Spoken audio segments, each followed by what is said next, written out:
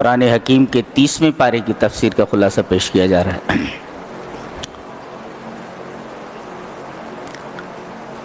اللہ فرما رہا ہے کہ ہماری نعمتیں بے شمار ہیں، اتنی کہ تم گننا چاہو تو گن نہیں سکتے۔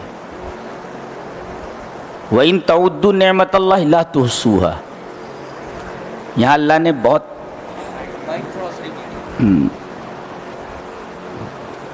یہ فرمایا کہ اللہ کی نعمت کو گننا چاہو گے تو گن نہیں سکتے۔ کہنا کیا چاہیے تھا؟ نعمت کی جمع نعم لانا تھا نا۔ اللہ کی نعمتوں کو گننا چاہو گے تو گن نہیں سکتے، لیکن یہاں نعمت کہا گیا ہے۔ اشارہ اس بات کی طرف ہے کہ اللہ کی تمام نعمتوں کو تم کہاں شمار کر سکتے ہو، اور جو شمار نہیں کر سکتے تو ان تمام نعمتوں کا تم شکریہ کیسے ادا کر سکتے ہو؟ یہاں عالم یہ ہے کہ ایک نعمت میں کئی نعمتیں ہیں۔ مثلا سانس، جس پر انسانی زندگی کا مدار ہے، کہ اگر آدمی کو سانس میسر نہ ہو تو زندہ نہیں رہ سکتا، تو وہ سانس اندر لیتا ہے، ایک نعمت ہے، اور وہی سانس باہر نکلتی ہے۔ دیکھیے، ایک نعمت میں دو نعمت تو سامنے ہی دکھ رہی ہے کہ اگر آدمی سانس نہ لے تو مر جائے گا، اور یہ ہوا، یہ سانس اندر جا کر رک جائے، باہر نہ نکلے تو بھی مر جائے گا۔ تو گویا کہ ایک ہی سانس کا اندر جانا یہ اللہ کی بہت بڑی نعمت ہے، اور پھر اسی سانس کا، اسی ہوا کا باہر نکلنا یہ بھی اللہ کی بہت بڑی نعمت ہے۔ تو ایک نعمت میں دو نعمت تو صاف دکھ رہی ہے۔ تو اگر تم اللہ کی نعمت کو شمار کرنا چاہو تو شمار نہیں کر سکتے۔ اور ان تمام نعمتوں میں ایک بڑی نعمت نیند ہے۔ نیند ہے، نیند۔ اللہ نے فرمایا وَجَعَلْنَا نَوْمَكُمْ سُبَاتًا، دیکھیے ہم نے تمہاری نیند کو کاٹ دینے والی بنایا ہے۔ کاٹ دینے والی، نیند کسی چیز کو کاٹ دیتی ہے؟ جی ہاں، نیند کاٹ دیتی ہے تھکان کو، تھکان کٹ جاتی ہے، اور دوسرے درد کو کاٹ دیتی ہے۔ آدمی کو نیند آ جائے تو درد سے سکون مل جاتا ہے۔ آدمی اگر بہت تھکا ہوا ہو تو نیند اس کی تھکاوٹ کو کاٹ دیتی ہے، اور اس کی جگہ اسے راحت میسر ہوتی ہے۔ اور آدمی اگر درد میں مبتلا ہے، نیند آ جائے تو اس کا درد ختم ہو جاتا ہے، اس کا درد کم ہو جاتا ہے۔ اس کا مطلب یہ ہوا کہ نیند یہ اللہ تبارک و تعالیٰ کی بہت بڑی نعمت ہے۔ وَجَعَلْنَا نَوْمَكُمْ سُبَاتًا، ہم نے تمہاری نیند کو کاٹنے والی بنایا ہے۔ یہ نیند کاٹ دیتی ہے تھکان کو، یہ نیند کاٹ دیتی ہے درد کو۔ کتنی بڑی بات ہے یہ نیند جو اللہ تبارک و تعالیٰ آپ کو عطا کرتا ہے۔ اچھا، اس ایک نعمت میں ایک اور نعمت سامنے دکھائی دیتی ہے، کیا؟ کہ اللہ تبارک و تعالیٰ نے نیند کو رات کے ساتھ مخصوص کر دیا ہے۔ کیوں؟ اس لیے کہ آدمی سونے لگے اور آس پاس شور شرابہ ہو، آوازیں ہوں، تو آدمی کی نیند میں خلل پڑتا ہے، نیند مکمل نہیں ہوتی۔ تو اللہ تبارک و تعالیٰ نے نیند کو رات میں مقرر فرمایا ہے، اس میں چوپائے بھی نیند لے لیتے ہیں، اور شور شرابہ بھی نہیں ہوتا، اور آدمی کو مکمل راحت نصیب ہو جاتی ہے۔ اس لیے اس ایک نعمت کے اندر ایک دوسری نعمت بھی نظر آ رہی ہے کہ اللہ تعالیٰ نے رات میں، جبکہ شور شرابہ کم ہو جاتا ہے، نیند کو رات کے لیے مقرر فرمایا ہے۔ آگے فرمایا ہم نے رات کو لباس بنایا ہے۔ کیا تعبیر ہے، اللہ کیا ایکسپریشن ہے، بولنے کا انداز۔ ہم نے رات کو لباس بنایا ہے۔ جی، یہ رات کی تاریکی انسان کو ویسے ہی ڈھانک لیتی ہے جیسے آدمی کو اس کا لحاف اور اس کی چادر ڈھانک لیتی ہے۔ اتنا سمجھ میں آیا؟ اب اس ڈھکی ہوئی چیز میں، یہ ڈھکنے والی جو چیز ہے وہ ڈھکی ہوئی چیز کیسی ہے؟ بھئی یہ لباس ہے، یہ چادر پھیلا دی اللہ نے تاریکی کی، لیکن اس چادر کے اندر بھی اللہ تبارک و تعالیٰ دیکھ رہا ہے کہ کون سو رہا ہے، کون جرم کر رہا ہے، کون چوری کر رہا ہے، اور کون سجدوں میں ہے، کون آنسو بہا رہا ہے، کون رو رہا ہے، کون مجھے یاد کر رہا ہے۔ اللہ فرما رہا ہے کہ ہم نے رات کو لباس بنایا ہے، لیکن ہم دیکھتے ہیں کہ تاریکی کے اس لباس میں کون سجدے میں پڑا ہوا ہے، کون میرے حضور رو رہا ہے، گڑ گڑا رہا ہے، کس کو جہنم کی فکر ہے، کس کو جنت کی خواہش ہے، وہ سب میں دیکھ رہا ہوں۔ اس لباس کے اندر بھی وَجَعَلْنَا اللَّيْلَ لِبَاسًا، ہم نے رات کو لباس بنایا ہے۔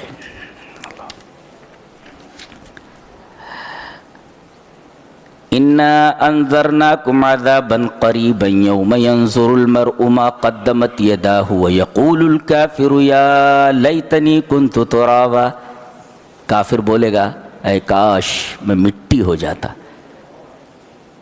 آیت کریمہ کے اس ٹکڑے کی تفسیر میں نبی کریم صلی اللہ علیہ وسلم کی ایک بہت پیاری حدیث ہے، اور علامہ البانی رحمہ اللہ السلسلۃ الصحیحہ کے اندر اس حدیث کو لائے ہیں۔ کہتے ہیں کہ رسول اللہ صلی اللہ علیہ وسلم نے ارشاد فرمایا کہ قیامت کے دن اللہ انسانوں کو تو جمع کرے گا ہی حساب کتاب کے لیے، چوپایوں کو بھی جمع کرے گا، بکریوں کو، پرندوں کو، چوپائے بھی جمع کیے جائیں گے اور پرندے بھی جمع کیے جائیں گے۔ اور آپ نے فرمایا کہ سینگ والی بکری سے بے سینگ والی بکری کا بدلہ لیا جائے گا۔ اگر سینگ والی بکری نے بے سینگ والی بکری کو سینگ ماری ہے تو اللہ تبارک و تعالی یہ بدلہ بے سینگ والی بکری کو سینگ والی بکری سے دلائے گا۔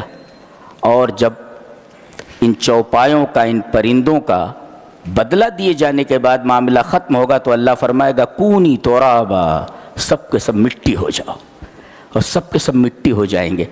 پتہ یہ چلا کہ ان کو جنت اور جہنم میں نہیں جانا ہے، یہ شریعت کے مکلف نہیں ہے، یہ بس دنیا ہی میں کھا رہے ہیں، پی رہے ہیں، جی رہے ہیں، لیکن حساب کتاب ان کا بھی ہونے والا ہے۔ اور حساب کتاب ہونے کے بعد اللہ فرمائے گا کونی ترابا، سب کے سب مٹی ہو جاؤ، سب مٹی ہو جائیں گے۔ اب کافر اپنا انجام دیکھے گا کہ میرا انجام بد کیا ہے، ان کو مٹی ہوتے دیکھ کر کے تمنا کرے گا۔ وَيَقُولُ الْكَافِرُ يَا لَيْتَنِي كُنْتُ تُرَابًا، کافر بولے گا اے کاش میں بھی ان کی طرح مٹی ہو جاتا، لیکن مٹی نہیں ہونے دیا جائے گا ان کو۔ دنیا میں جو کرتوت انہوں نے کیے ہیں، ان کے کرتوتوں کی پوری سزا دیے جانے کے لیے جہنم مقرر ہے، جہنم میں ڈالا جائے گا۔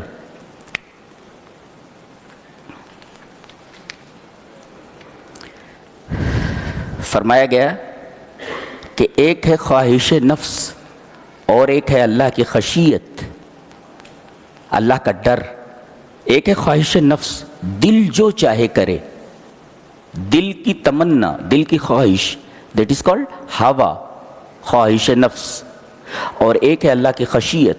ایک مفسر کہتا ہے کہ خشیت اللہ والہوا ضدان لا یجتمعان، کہ اللہ کا ڈر اور خواہش نفس یہ دونوں ایک دوسرے کے اپوزٹ ہیں، پانی اور آگ ہیں، یہ دونوں جمع نہیں ہو سکتے۔ جس طرح پانی اور آگ ایک جگہ جمع نہیں ہو سکتے، یہ دونوں ایک دوسرے کی ضد ہیں، ایک دوسرے کا اپوزٹ ہیں۔ تو جب یہ دونوں ایک دوسرے سے، آگ اور پانی جمع نہیں ہو سکتے، ایسے ہی ہوا، خواہش نفس اور اللہ کا ڈر یہ دونوں جمع نہیں ہو سکتے۔ اگر خواہش نفس ہے تو اللہ کا ڈر نہیں ہے، اور اللہ کا ڈر ہے تو خواہش نفس نہیں ہے۔ فرمایا گیا فَأَمَّا مَنْ طَغَى وَآثَرَ الْحَيَاةَ الدُّنْيَا فَإِنَّ الْجَحِيمَ هِيَ الْمَأْوَى وَأَمَّا مَنْ خَافَ مَقَامَ رَبِّهِ وَنَهَى النَّفْسَ عَنِ الْهَوَى فَإِنَّ الْجَنَّةَ هِيَ الْمَأْوَى۔ ٹیگ کیا ہے بولنے کا؟ اللہ اکبر۔ دنیا کی کوئی میوزک ایسی نہیں ہے جو اس کا مقابلہ کر سکے، انداز ہے بولنے کا، اور از اول تاخر اس میوزک کا ردم نہیں بدلتا ہے، اتنا خوبصورت ردم ہے۔ فَأَمَّا مَن طَغَى وَآثَرَ الْحَيَاةَ الدُّنْيَا فَإِنَّ الْجَحِيمَ هِيَ الْمَأْوَىٰ وَأَمَّا مَنْ خَافَ مَقَامَ رَبِّهِ وَنَهَى النَّفْسَ عَنِ الْهَوَىٰ فَإِنَّ الْجَنَّةَ هِيَ الْمَأْوَىٰ۔ دیکھ رہی اسٹائل کیسے بولنے کی، اس بار قربان جائیے اس ایکسپریشن کے اوپر، اس انداز کے اوپر۔ ایسا کوئی بولتا ہے کیا؟ کیا بولتا ہے؟ اور جو اپنے رب کے حضور کھڑا ہونے سے ڈر گیا، دیکھا ڈر، اللہ کا خوف، وَنَهَى النَّفْسَ عَنِ الْهَوَىٰ، اور نفس کو ہوا سے روک لیا۔ ہوا مانے خواہش نفس، دیکھ رہے ہیں خوف الہی اور ہوا دونوں کو ایک ساتھ ذکر کیا گیا ہے، تو گویا اللہ سے ڈرنا ہے، یہ پوزیٹو، اور وَنَهَى النَّفْسَ عَنِ الْهَوَىٰ، اور خواہش نفس سے اپنے آپ کو روکنا ہے، یہ نگیٹو۔ گویا کہ یہ دو تار مل جائیں تو جیسے بجلی جل جاتی ہے، نگیٹو اور پوزیٹو تاروں کے ملنے سے بجلی جل گئی، ایسے ہی یہ پوزیٹو اور نگیٹو تار اگر مل جائیں تو جنت آپ کے لیے ہے۔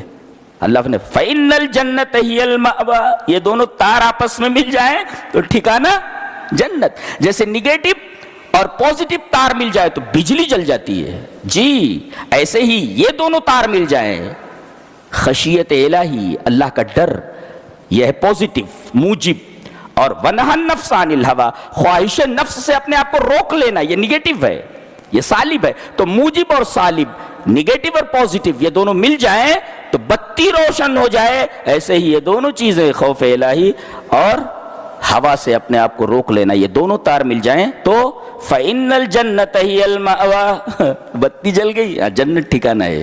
جی ایک موجب ایک سالب ہے۔ کیا بات کہی گئی ہے۔ مسئلہ یہ نہیں ہے کہ قیامت کب آئے گی، کچھ لوگ یہی پوچھتے تھے اور بولتے تھے